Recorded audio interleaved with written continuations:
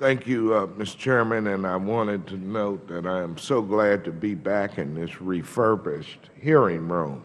Let me ask Mr. Orphy, you note at the end of your testimony that not a single company has been found to be compliant at the time of their breach.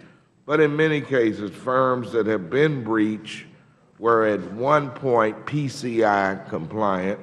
How does your compliance framework lend itself, if at all, to ongoing monitoring of PCI compliance, and what role does the PCI play in monitoring compliance? And thank you for that question. Yes, 99.9% of the compromises were preventable and covered by the standard. And if you think about our standard, what we're advocating is a move away from compliance to a risk-based approach. And we are advocating vigilance and discipline and being methodical in close adherence to the standard.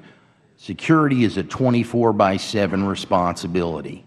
It's not a matter of compliance. You know, what we see happens is a company works diligently to bring its organization into compliance.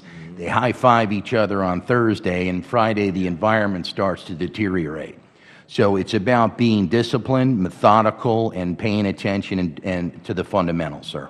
Thank you for that response. And Mr. Oxman, although chip technology is fairly new to the United States, it has been around for decades and is ubiquitous in other parts of the world. Given the rapid pace of technological development, are we not at the point where other types of security measures are more appropriate for use in connection with U.S. payment cards and payments in general? Thank you for that question, Congressman Clay. You're absolutely right that the chip is a well-developed technology. And the good news is the payments industry recognizes, as you've heard this morning, that the chip addresses one type of fraud that happens to be the most prevalent form of fraud here in the United States today, and that's counterfeit card fraud. So the chip implementation will address that type of fraud. But as you noted, other types of security are important as well, which is why our industry is deploying a layered security technology approach, which includes the chip in cards, but also tokenization, which replaces account information with a one-time use mathematical cryptogram that can't be intercepted and reused.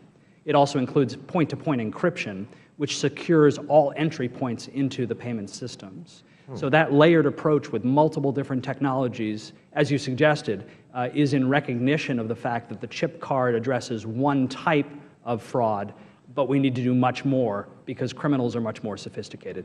Thank you. And for anyone on the panel, how prevalent is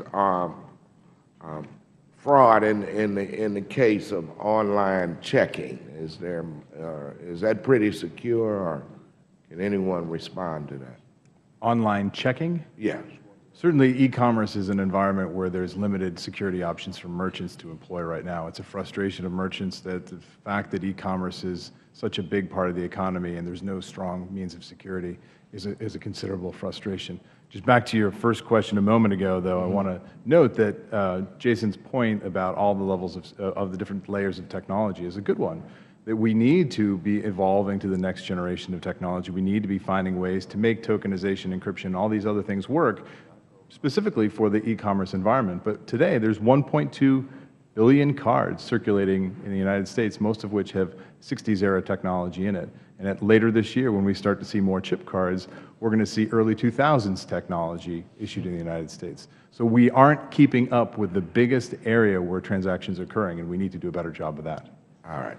Thank you so much for your responses. And Mr. Chairman, I yield back.